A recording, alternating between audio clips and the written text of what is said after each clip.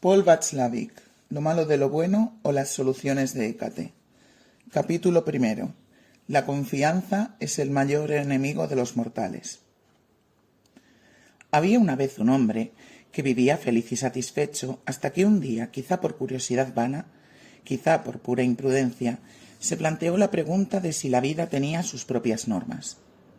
Con esto no se refería al hecho evidente de que en todo el mundo hay códigos de leyes, de que en algunas regiones eructar después de la comida se tiene por mala educación y en otras por un cumplido al ama de casa, o de que no hay que garrapatear inscripciones obscenas en la pared, si uno no sabe las reglas de ortografía. No se trataba de esto. No le importaban mucho estas normas hechas por los hombres y para los hombres. Lo que de verdad nuestro hombre ahora quería saber era la respuesta a la pregunta sobre si la vida, independientemente de nosotros los mortales, tiene su normativa propia. Mejor le hubiera sido no dar con esta pregunta funesta, pues con ella se arruinó su felicidad y satisfacción. Le pasó algo muy parecido a lo del famoso Ciempiés, al que la cucaracha preguntó inocentemente cómo conseguía mover a la vez tantas piernas con tanta elegancia y armonía. El Ciempiés reflexionó sobre el asunto y desde aquel momento fue incapaz de dar un paso más.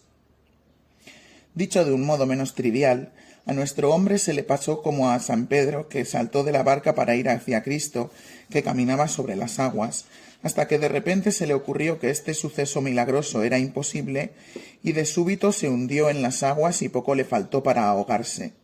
Es de todos conocido que con frecuencia los pescadores y los marineros no saben nadar.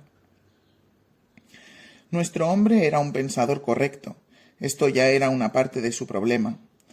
Por esto se decía que el problema del orden en el mundo era al mismo tiempo el problema de su seguridad, de la del mundo y de la suya, y que la respuesta no podía ser más que sí o no. Si fuera que no, en este punto nuestro hombre ya se quedaba atascado. ¿Es posible un mundo sin normas, una vida sin orden? Y si esto es así, ¿cómo había vivido hasta ahora? ¿Según qué principios había tomado sus decisiones? En este caso, la seguridad apacible de su vida pasada y de sus acciones había sido absurda e ilusoria. Por decirlo así, ahora había comido del fruto del árbol del conocimiento, pero sólo para darse cuenta de su falta de conocimiento. Y en vez de hundirse en las aguas del lago de Genezaret, se precipitó en aquel tabuco desde el que ya el antiprotagonista de Dostoyevsky pronunció sus invectivas interminables contra el mundo luminoso de arriba. Señores míos, les juro que saber demasiado es una enfermedad, una verdadera y auténtica enfermedad, pues el fruto directo, normal e inmediato del conocimiento es la pereza, esto es, el cruzarse de manos adrede. No, nuestro hombre no quería convertirse en un individuo de tabuco. Quizá los pesimistas se inclinarían por pensar que todavía no lo era, pues todavía quería llegar al fondo de las cosas. Como de antemano no podía admitir el no como respuesta a su pregunta, se puso a buscar argumentos a favor del sí. Para estar seguro del todo, quiso escuchar este sí de boca de la autoridad más competente, es decir, de un representante de la reina de las ciencias. Así pues, nuestro hombre fue a ver a un matemático. Más le valiera no haber ido. Aquí no podemos reproducir el diálogo en toda su extensión. Desaconseja que lo hagamos el simple hecho de que aquel matemático, como la mayoría de los representantes de aquella ciencia cristalina, pensaba hablar en los términos más simples y evidentes, sin darse cuenta de que nuestro hombre no le entendía nada. Varias veces interrumpió cortésmente el hombre al erudito y le dijo que lo que a él le interesaba no era demostrar que hay una multitud infinita de números primos, sino más bien de saber si las matemáticas ofrecen reglas claras e inequívocas para unas decisiones correctas en los problemas vitales o leyes seguras para predecir los acontecimientos futuros.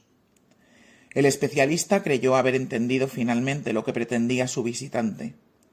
Evidentemente, respondió el científico, hay un capítulo en el campo de las matemáticas que tiene respuestas claras para estas cuestiones, esto es, la teoría de la probabilidad y la ciencia de la estadística que se funda en ella.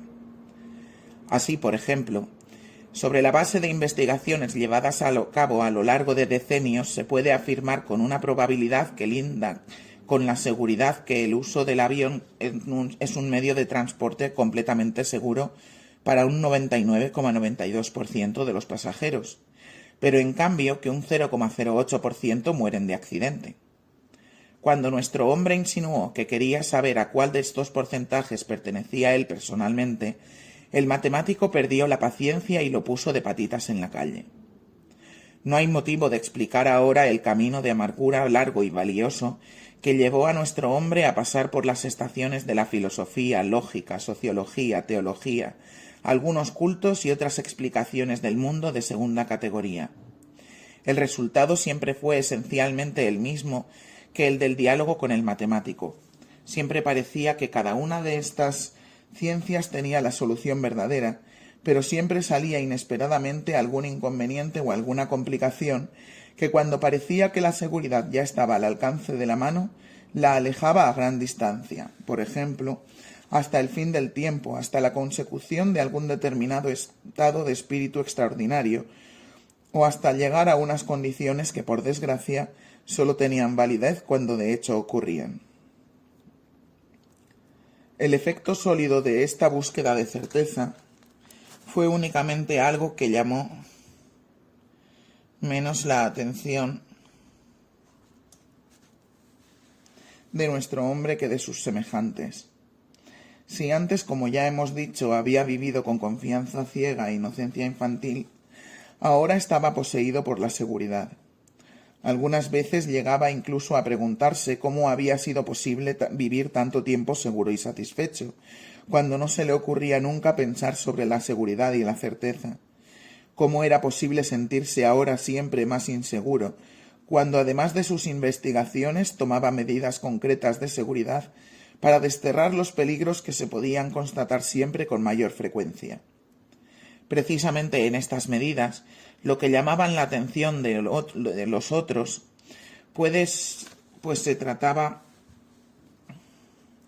Precisamente eran estas medidas lo que llamaban la atención de los otros, pues se trataba ciertamente de ocurrencias extrañas. Sería inútil describirlo ahora con detalle. En general eran modos determinados de conducta que se distinguían de los actos supersticiosos únicamente en el punto de que éstos, como veremos enseguida, no son del todo eficaces en desterrar el suceso temido. En cambio, estos modos de conducta siempre y en todo caso tienen el efecto protector que se espera de ellos. La seguridad absoluta reside en el hecho de que el peligro que se quiere evitar no existe. Por ejemplo, el peligro de malaria en Groenlandia, o como se dice en un chiste conocido, conseguir que los elefantes salvajes se hagan invisibles en los bosques europeos palmoteando regularmente. Naturalmente, solo se evita con esto un peligro que seguramente no amenaza mucho. Piénsese en los muchos peligros contra los que sus precauciones no le protegieron. Y no solo esto. Nuestro hombre tuvo que comprobar que sus semejantes empezaron a comportarse con él de un modo progresivamente problemático, cuando más contribuía a la seguridad general del mundo. Los ciudadanos evitaban encontrarse con él en la calle, las mamás alejaban de él a sus niños, a su espalda se burlaba y cuchicheaba. Esto le molestaba, aumentaba su inseguridad y le sugería que por su parte tenía que protegerse contra estas gentes. Cuanto más se guardaba, tanto más creía tener que guardarse. Pero la vida de nuestro hombre se hizo cada vez más peligrosa, también en el terreno en el que no intervenía la otra gente. Así, por ejemplo, empezó a prestar atención al horóscopo de los periódicos. Sus predicciones, buenas o felices, se cumplían o no se cumplían. Si no se cumplían, se sentía frustrado, pero ello no representaba ningún peligro especial. En cambio, los pronósticos de amenazas en cierta manera parecían ser más dignos de crédito. Así, por ejemplo, leyó una mañana durante el desayuno que aquel día se aconsejaba ser particularmente prudente, pues los nacidos bajo su signo del zodíaco, unos 350 millones, estaban amenazados por algún accidente. En un primer momento se espantó tanto que vertió el café sobre la mesa.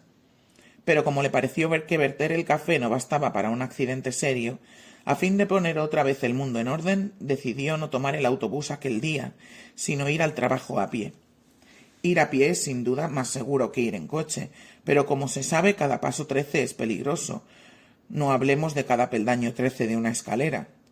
Pero al querer saltar este peldaño en un paso subterráneo para peatones, tropezó y se excorió la rodilla. Así pues, el horóscopo había tenido razón. Nuestro hombre que ejercía un oficio técnico y por eso no tenía una formación clásico-humanística. No se había sometido tampoco todavía a ningún psicoanálisis. Por este motivo no tenía noticia de haber tenido un antepasado famoso, el rey Edipo, a cuyos padres, como se sabe, el oráculo profetizó que mataría al padre y se casaría con la madre. Todo lo que los padres y el mismo Edipo emprendían para huir de esta maldición les llevaba inevitablemente al cumplimiento del oráculo. Naturalmente nos resulta muy fácil decir a posteriori que los padres habrían podido evitar toda desgracia si hubiesen hecho las narices a la pitonisa. Volvamos a nuestro hombre. Los años pasaron, pero no su problema. Su problema se hizo cada vez más sutil y dominante, en cierto sentido también más respetable. Ya no se trataba simplemente de una seguridad vulgar, sino de una postura más amplia frente al mundo y a la vida. Su anhelo sólo se designaba con conceptos tan ambiguos como felicidad, armonía, afinación, solución, o era un anhelo que en momentos extraños le hacía experimentar una emoción incomprensible, escuchando música o en ocasiones aparentemente triviales. En este punto dejamos provisionalmente a nuestro hombre para volver sobre él al final del libro. Para comprenderlo mejor, tenemos primero que investigar una serie de soluciones clarifinantes.